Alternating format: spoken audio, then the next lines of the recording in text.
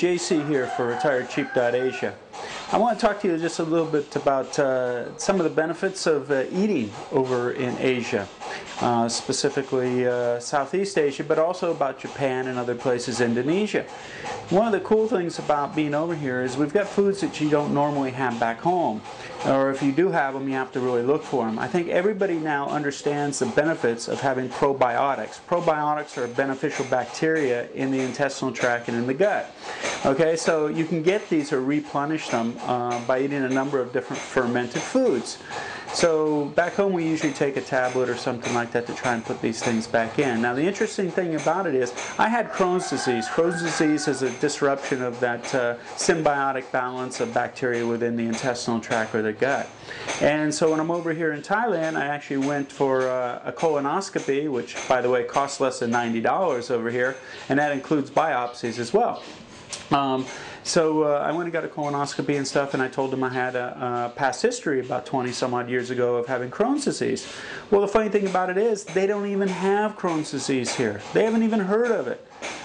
Well, they've heard of it, but nobody has it. So they don't really know that much about it.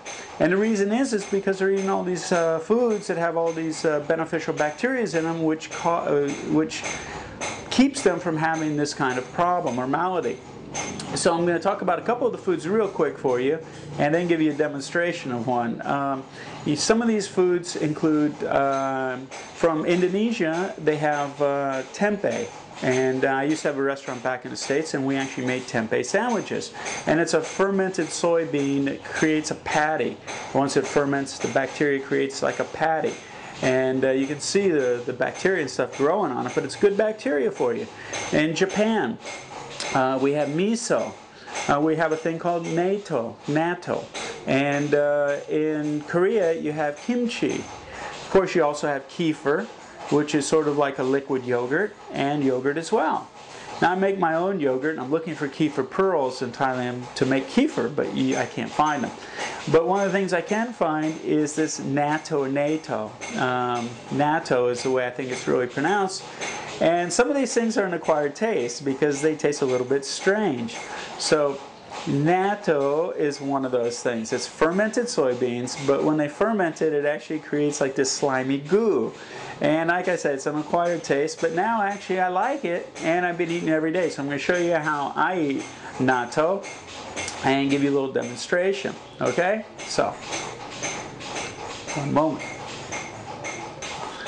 So this is natto from Japan. Now it comes in little styrofoam containers of some kind. There's a lot of different shapes and sizes. And inside, as you can see, it's these beans.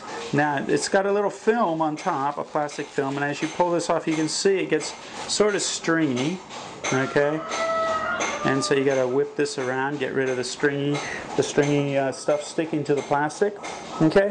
Then what you do is you take this and you take a pair of chopsticks and you whip it up really good. Now what happens when you whip it up, it adds air and it gets sort of foamy, okay? And so, like I say, now this is really good for the bacteria in your intestinal tract. Now, one of the things is, it also contains an enzyme that dissolves fibrin. Now fibrin is a problem within the body, and that's actually what starts to lay down the basis for scar tissue. And this happens within the arteries, and they found out, actually Buckminster Fuller found out that when it starts to lay that down, plaque sticks to it, and you actually end up with coronary disease because of some of this collagen being laid down where there's weakening of the arteries that are at the heart. At the junction, when the heart beats, it actually weakens it, and then it starts to lay down the scar tissue, and then the plaque sticks to that. Like I say, in the intestinal tract, the gut, these bacteria, these friendly bacteria, are really important because there's a lot of bad bacteria, and it keeps it in balance. So as you can see now, it's sort of foamy, okay? And again, it's gooey. Can you see the goo? Yeah, okay. So now, it comes with this one in particular comes with a little bit of soy sauce and some mustard. So I'm going to add that. Hold on one second while I add it on. Okay, so I've added it onto the top, and then I'll continue to stir it in here. Okay. Stir it up really good.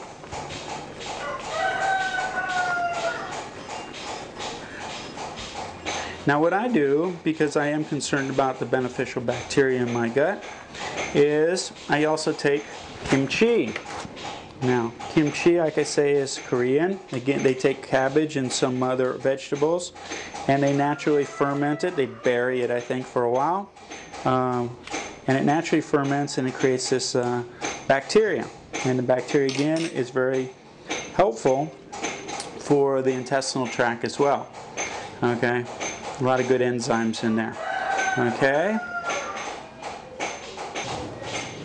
So there, I've made my natto, and so now you eat it. Like I say, now it's a little bit stringy. You know, it looks disgusting, right? It's a little bit stringy, and it's an acquired taste. And I actually saw a video where somebody said, make sure that you brush your teeth directly after before you speak to anybody because of this.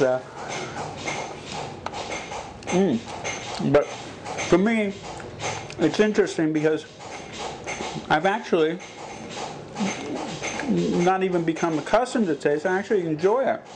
But then I also like durian, which is a fruit over here in Thailand that most people think are disgusting because of the smell. So I actually am starting to eat this thing every morning. I can put it over rice with a raw egg. You can do a lot of things with it. But I eat it right out of the package. I think it's actually pretty good. So there you go. If you can find it, it's really good to eat it. And I think you'll actually enjoy it. So there you go. But whatever you do, make sure you eat these naturally fermented products. Okay? It's really important for your for the bacteria in your intestines. Okay? It keeps you from getting all sorts of problems in your GI tract.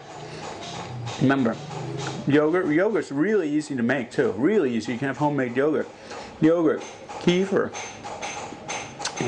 miso, natto, tempeh, kimchi. There you go.